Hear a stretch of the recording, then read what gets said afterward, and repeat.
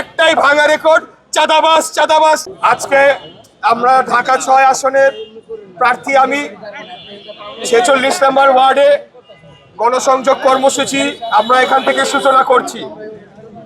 আমরা আপনাদের উদ্দেশ্যে বলতে চাই যে আমাদের প্রতিপক্ষ রাজনৈতিক দল, তাদের বাংলাদেশ নিয়ে কোনো পরিকল্পনা আমরা জানি না, তারা কি করবে, রাষ্ট্র পরিচালনার দায়িত্ব পেলে শিক্ষা ব্যবস্থা নিয়ে তাদের পরিকল্পনা কি, স্বাস্থ্য ব্যবস্থা নিয়ে তাদের পরিকল্পনা কি। এই নগরী যে অবস্থা এখন, রাস্তাঘাট ভাঙাচোরা, চারিদিকে নোংরা ময়লা আবর্জনা ছড়িয়ে ছিটে রয়েছে।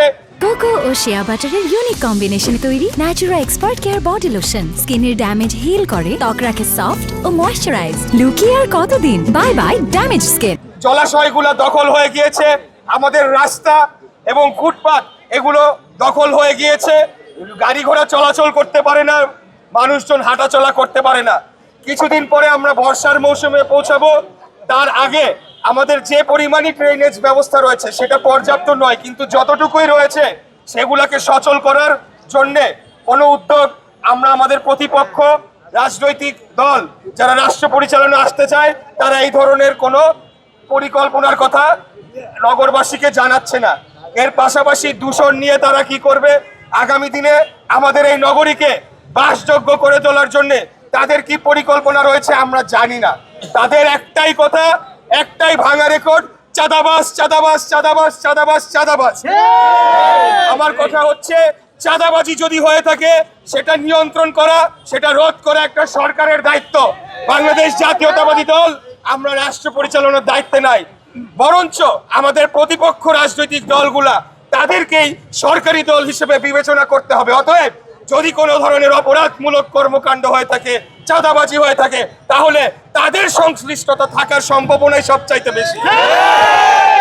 আমি খালি আপনাদের উদ্দেশ্যে বলবো যে আমরা দেশ ও জাতির কল্যাণে এবং আমাদের এই নগরীর উন্নয়নে আমরা কাজ করার জন্য এই রাজনীতিতে আগামী 12ই ফেব্রুয়ারি জাতীয় নির্বাচনে আমি অংশগ্রহণ করেছি।